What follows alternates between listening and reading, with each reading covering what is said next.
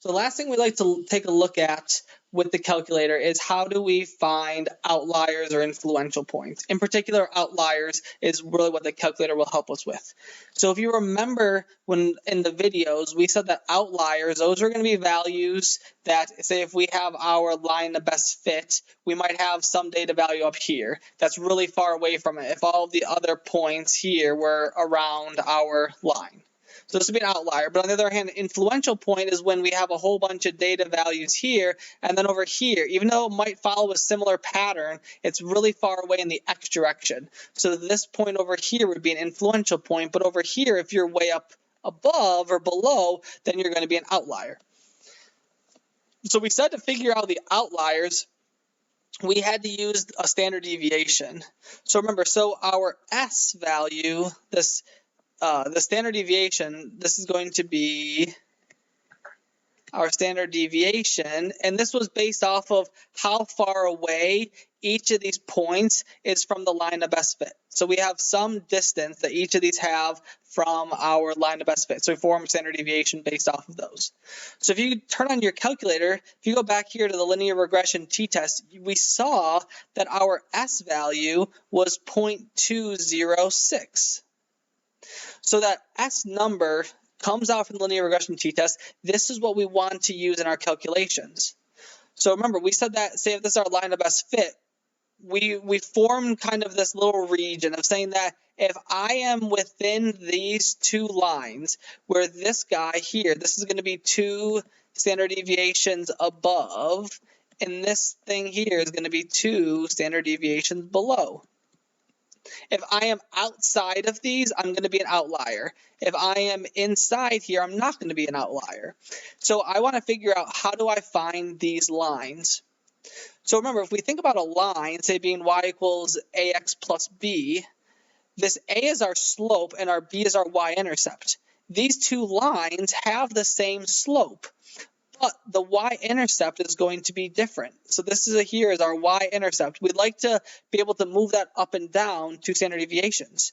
So we would like to take a look at what is the line y equals ax plus b, and I'm going to add on 2 standard deviations. And I'm going to do the same thing for ax plus b, but I'm going to subtract off 2 standard deviations. So in this situation, our S was 0.206, so we're going to use that. So if we go back to y equals on our calculator, this first one, y1, that's exactly what we had as our regression line. If you go down to y2, you notice that it's the same thing as it was above, but I have plus 2 times 0.206, my standard deviation. And then y3, I have minus 2 times that. So this y2 is going to be the one above the regression line, and y3 is going to be the one below the regression line. So I'd like to look now to see, are any of these points abnormal? Because if you look at these numbers, maybe you're thinking, I don't know, maybe there's something that's outlandish. So if we go ahead and graph this again, we can now see that these 2 new lines form this region. And so in this situation, what we notice is that there are no outliers. There are no outliers. If there was a point that's far enough away, well then yes, we would find one. If it's really, really close, what you might have to do is you might have to zoom in and try to see, when you get really, really close to it, what is that, where does that lie in regards to the line? Is it a little bit above or a little bit below? So you can go ahead and zoom in if you need to. That's probably the easiest way to do it. But in ours, there's no outliers. Now for influential points, there's also no influential points. None of these points is really significantly far away from any other ones. So indeed, there are no influential points either. So that's what it looks like. That's what we have to do to find outliers. It's not sufficient enough to look at, say, a line and you have some points around here and you're like, oh, this guy up here, that seems to be a little bit further away than all the other ones. That's an outlier. No, it doesn't work like that. You have to actually calculate these two lines and look at it. So make sure that you remember this. On quizzes and exams, I will be asking you how you find outliers or potential outliers in this situation. So you'll need to be able to know, how do I find our S and how do I find the two standard deviations above or below? What does that mean? And you're looking at these two lines.